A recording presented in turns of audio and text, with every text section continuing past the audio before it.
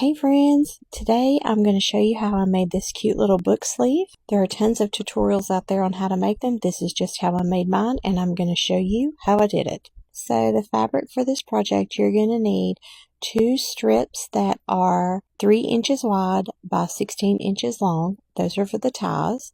You're going to need an outer piece of fabric that's 13 by 18, an inner piece of fabric that's 13 by 18, and a piece of batting that is just a little bit bigger than the 13 by 18 piece. I do this because when you quilt it, it is going to shrink it up depending on how much you quilt it. So you need to keep that in mind with your batting. The first thing you're going to do is take your outer fabric and your batting piece, and you are going to adhere them together. I'm going to use some temporary adhesive, but you can also use pins for this project. But you're going to need to put them together because when you're quilting things, they tend to shift, so you need to find a way to secure them together. The easiest way that I found to do this is to lay my fabric down on top of my batting, smooth it out, pull a little bit of it back, spray the fabric, then smooth it out, then take the other section, pull it down and spray it, then smooth the entire thing out. That's just the way that I found to do it. Works best for me. Now that's out of the way, it's time to quilt this piece. There's a few different ways you can do this. This is a quilting bar. It's something you attach to your sewing foot and use it as a guide to quilt. But I'm going to show you how I do that if I didn't have that. I would use a heat erase marker or a fabric pen and a ruler, and I would turn it over to the batting side. Nobody's going to see this side, and this is where I would draw my lines with a ruler of how I wanted to quilt my project. On this particular project, I'm going to draw my lines about 1.5 inches apart, and you can see I'm just doing that here with my ruler, just making a line, and I'm going to do that all over the project, like a diamond pattern here. And then I'm going to take this to the sewing machine, and that's where I'm going to sew on.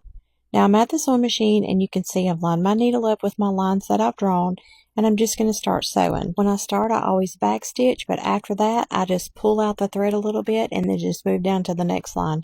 I don't snip my threads in between each line. That's just how I do it, but you can do it however you want to. Once you're finished with that, you're going to cut the excess batting off of your sides of your project. I did it with a pair of scissors, but of course you can do it with a rotary cutter and a ruler if that's what you choose. Once you have got your quilting done, you're going to want to square up your project, meaning you're going to want to make all of your sides match up and cut down any extra lengths. I do this with a rotary cutter and a ruler, but you can also do it with a pair of scissors and a ruler. And then you're going to want to sew 1/4 inch down both sides of the fabric.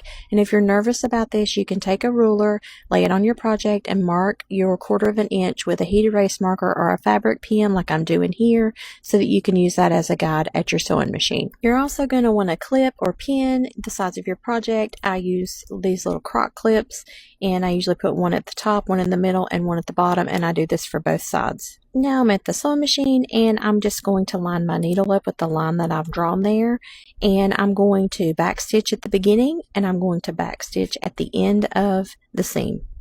Okay, now that we're finished with that, we're going to take the lining piece, and this is an important part, especially if you're a beginning sewer. I always make sure that my lining piece matches the piece that I just got finished sewing, because a lot of time once you finish quilting and getting your pieces sewn together, the lining can be a tad bit bigger and not exactly fit your piece. And if your lining winds up being bigger than your piece, then it's going to be bunched up on the inside, and you don't want that. You want it to be approximately the same size as the piece that you just finished sewing. You're not looking for perfection, you're looking for just about, and that's what you're going to do here. That's why I always double check and make sure that my lining piece matches the piece that I just sewn. Then I'm also going to line my quilted piece up with my lining piece, and I'm going to take my heat erase marker or my fabric marker, and I'm going to mark on the lining piece where I sewed my seam allowance on the quilted piece. This makes sure that I'm approximately close to the same seam allowance for the lining as I am for the outside. And I just take my ruler and just draw a line. That way I will know I'm approximately close to what it was for the quilted piece. And then of course I'm going to clip it together. And then you're going to take it to the sewing machine. You're going to do the same thing that you did with the quilted piece, and it should look like this. And here I am just double checking. I always measure twice, cut once, just make sure everything lines up really good before I do the next step. Now here's where it gets a little bit tricky, so stay with me. You're going to take the outer piece that you just sewed, where you sewed the 2 sides, and you're going to fold them towards the middle to make a triangle. That means a triangle on each end of your bag, and your bag will kind of look like a triangle there. This is where it's going to make the boxy part of the pouch. So now you're going to take your ruler, and you're going to measure across 2 inches. Just like I'm doing here, I'm just working my ruler and just slowly inching it up where I reach about 2 inches across like that. It's also about 1 inch down from the triangle if you want to measure both ways. But I'm just going to take my heat erase marker or my fabric marker, and I'm just going to draw a line across this part right here. And you can see I'm double checking it from the top of the triangle down. It's about 1 inch. And I'm going to clip that down, and I'm going to do it on the opposite side. I'm going to measure down about 1 inch and make sure that it's 2 across. And I'm going to draw the line, and I'm going to clip that as well. And then this is where you're going to take it to the sewing machine. You're going to sew down that line on both sides. And you can see here I've sewn down both sides. And now I'm going to take my scissors and I'm just going to trim this seam down, trim some of that bulk out. And I'm going to do about 1/4 of an inch. I'm not measuring, I'm just eyeballing it. And I'm going to do that on both sides. And once I've done that, I'm going to turn my bag inside out and poke those corners out. And you can see the boxy shape here. And now I'm going to do the same thing with my lining piece. I'm just going to take it. We've already sewed the sides.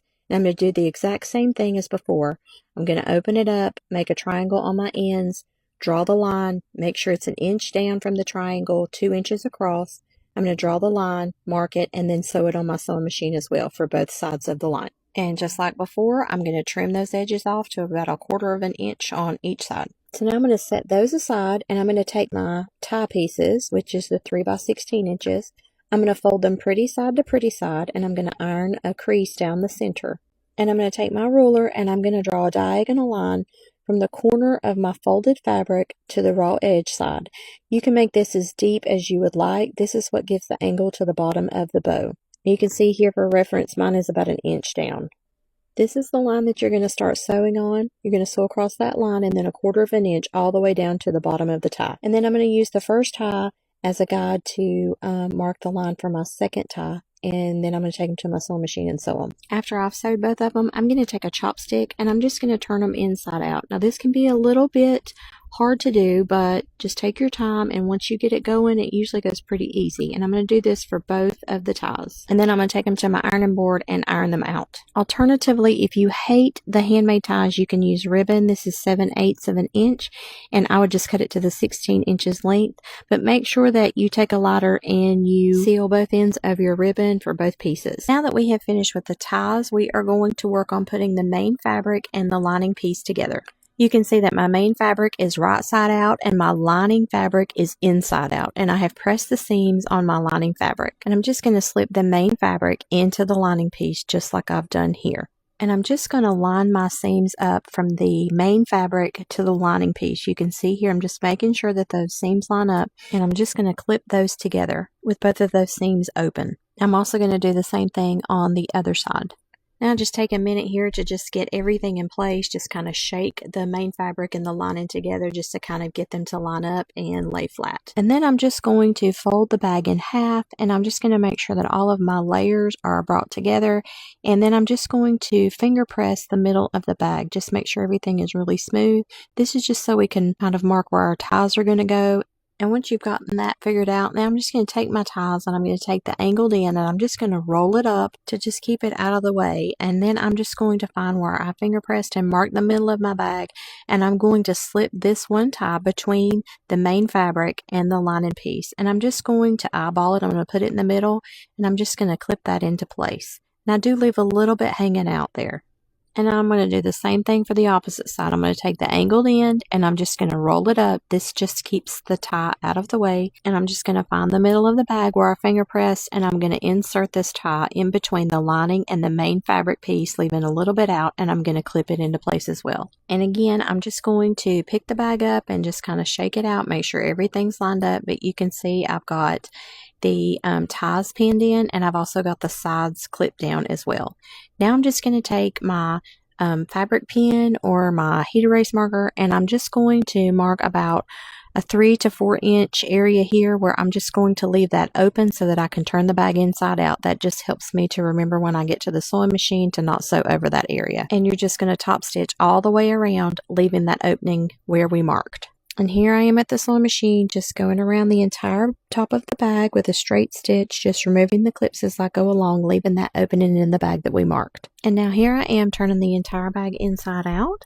And once I get finished with that, I'm going to just kind of finger press the top of the bag down where I sewed that top stitch down, and you're going to see that opening just kind of folds in on itself. And I'm going to take this whole thing over to the ironing board and just press this whole thing flat. And now I'm just going to do another top stitch around the entire bag, and I've just got clips here holding that opening together until I can get it stitched shut, but I'm just going to do that around the entire bag. Just make sure that your ties are pulled out and not under your bag whenever you do this, and just top stitch around the entire bag again. And once you have snipped your threads, your little book sleeve is complete. And just for reference, this will fit a 6x9 book. This one is a Bible that I have. I'm just showing you here. It also fits my iPad with some leftover room for other things. I hope you guys enjoyed this book sleeve tutorial, and I'll see you the next time. Bye!